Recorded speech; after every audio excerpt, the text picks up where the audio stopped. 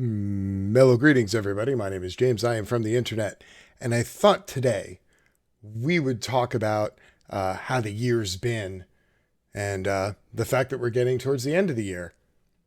I know I, for one, have a certain amount of fatigue comparative to most years, and I've been spending, 50 hours a week reading, disseminating, and reporting on news and police incidences and social movements and protests and all sorts of stuff. Better part of a decade now. But this year really did seem more difficult than all the ones before it by leaps and bounds. So was this like the worst year ever? Was it my worst year ever? Was it historically the worst year ever? Even by the standards of, people who write fantastical tales about how bad the world can get, how bad actually is it? So I did a little bit of poking around, and good Lord, the number of articles people have written on is 2020 the worst year ever would kind of blow your mind. So I thought what I would do first is I would take a look at a slightly lighter side of things. This is the futuristic movie timeline. This is roughly the year that some of the most well-known movies, which take place in a post-apocalyptic future, what year they occur in. As you can see, we're already, well past 2001. We're past Freejack. We're past RoboCop, which, everybody's favorite heartwarming tale about a corporation taking over the police and making them even worse. So yeah, that one's already in the rearview mirror. Running Man, which of course everybody's favorite movie about being on a reality competition TV show, only when you lose, you get killed on live television. I've been wondering for a while when the competition shows that are on here in America, like America's Got Talent or The Voice or American Idol or whatever, at what point society moves us to where when somebody loses, the doors just open up underneath them and they get dropped into like a pit of sharks or a pit of acid or something ridiculous. Like, I honestly wonder how far away we are from that sometimes. Well, that would have happened in 2017, according to Running Man. So where we are right now is somewhere between Blade Runner and Soylent Green. Soylent Green is people. For those of you who aren't aware, Blade Runner is a heartwarming yet fantastical tale about a lovely dystopian Los Angeles, which is just covered in all sorts of crime and pollution and in that post-apocalyptic universe in their 2019, basically what's happened is a large evil corporation has created synthetic human beings to go work on space colonies, i.e. automation replaced human labor. And, in that one, the automated labor eventually gets pissed off. But as you can see, a lot of these post-apocalyptic movies, not so far-fetched. At least in the scope in which they were created. So in the coming years that we have to look forward to, we have 12 Monkeys, Demolition Man. I'm excited for 2032. I'm hoping we make it there because, I don't know, better part of 2-3 decades now, I've been wondering how the hell you use the 3 seashells. So kind of excited for that, especially if Taco Bell does end up winning the restaurant wars. I assume knowing how to use the 3 seashells is going to become very important. V for Vendetta, everybody's favorite English anarchist. So good times there. And then, of course, Minority Report, where we've moved past the robotic cops of RoboCop and we've moved right into police using forecasting to look into the future and arrest and or kill you before you commit a crime that their AI has come up with, predicting that you will one day commit.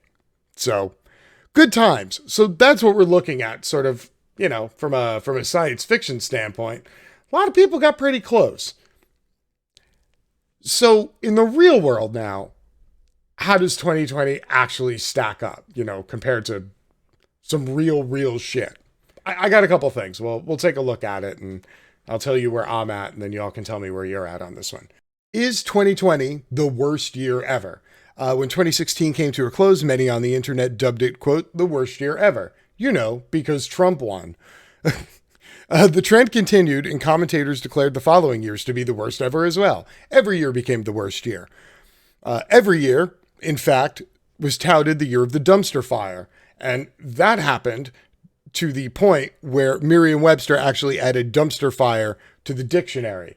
I will admit that I too am guilty of jumping on the dumpster fire bandwagon, mostly because, well, you know, this tends to work in most situations when we're discussing news and politics. So, well played, Merriam-Webster, well played. So the definition that got added into the dictionary for dumpster fire is, quote, an utterly calamitous or mismanaged situation or occurrence. Seems accurate. These gloomy internet pronouncements have been cropping up annually since at least the Great Recession. But in 2020, these years, as fraught as they were, now seem like the good old days. You know, the combination of the pandemic and then the economic collapse and then, you know, the awesome presidential election we're looking towards, you know, I got to admit, that stuff stacks up pretty hard. That's, you know, a big 1, 2, 3 punch for most people. Historically, though, I don't know. Plenty of tragedies are happening to keep us glued to our screens. The pandemic has killed more than 860,000 people around the world as of early September, and that number continues to rise, even as the crisis calls attention to rampant social and economic inequality. We've been battered by record-setting wildfires in California and Australia, an intense Atlantic hurricane season, crop-mangling locust swarms in East Africa, and a massive chemical explosion that obliterated the port of Beirut and killed at least 190 people, causing as much as $15 billion in damage. Protests against police brutality and symbols of Confederate and colonial-era oppression have brought millions of people to the streets the world over. And if all of this wasn't enough, it's also a highly divisive election year in the United States. When you put it out in a list like that, 2020, kind of no bueno.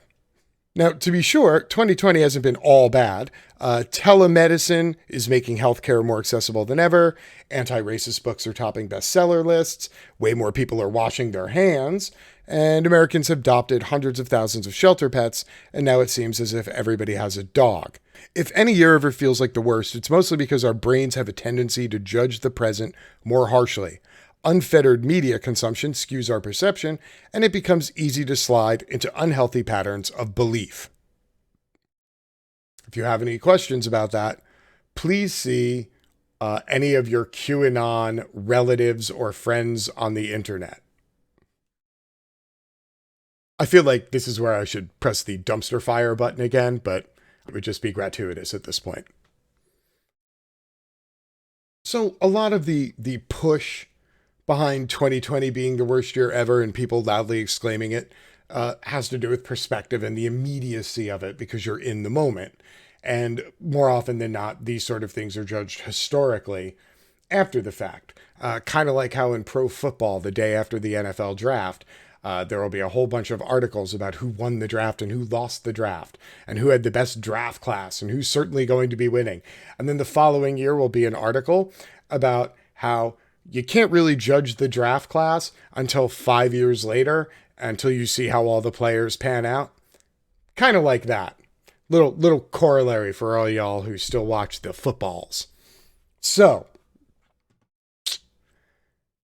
if it just seems like this year is exceptionally bad, what would we actually compare it to then to decide, is it the worst year ever? Or are we just feeling that because we're living in the year at the moment? So, a little perspective for you. 2020's already been immortalized. It's a year that nobody will forget. However, when speaking of the worst year recorded in human history, there are many to choose from. The year 1349 saw the Black Death kill half the entire population of Europe. It was approximately a third of the world's population. In 1520, smallpox ravaged the Americans and killed between 60 and 90% of the continent's original inhabitants. In 1918, the Spanish flu led to the deaths of over 50 million people. The rise of Hitler in 1933 is often claimed to be the turning point in modern history. However, historians are unanimous in their choice. The title of the worst year in history is easily held by the year 536 AD. Quite a long time ago. Medieval historian Michael McCormick has stated that, quote, it was the beginning of one of the worst periods to be alive, if not the worst year. The year began with an inexplicable dense fog that stretched across the world and plunged Europe, the Middle East, and parts of Asia into complete darkness 24 hours a day for nearly 2 years. Consequently, global temperatures plummeted, which resulted in the coldest decade in over 2,000 years. Famine was rampant, and crops failed all across Europe, Africa, and Asia. Unfortunately, 536 AD seemed to only be a prelude to further misery. This period of extreme cold and starvation caused economic disaster in Europe in 541 AD. An outbreak of bubonic plague further led to death of nearly 100 million people and almost half of the Byzantine Empire. Huh. That is certainly some perspective. This part of the 6th century has been widely referred to as the Dark Ages, but the true source of this darkness had been previously unknown to scholars. Recently, research discovered that a volcanic eruption in Iceland in early 536 led to incredibly large quantities of ash being spread across much of the globe, creating the fog that cast the world into darkness. This eruption was so immense that it altered the global climate and adversely affected weather patterns and crop cultivation for years to come. That's right. In a span of a decade, a volcano literally blew out the sun, casting the world into darkness for 2 years, which meant nobody could grow food.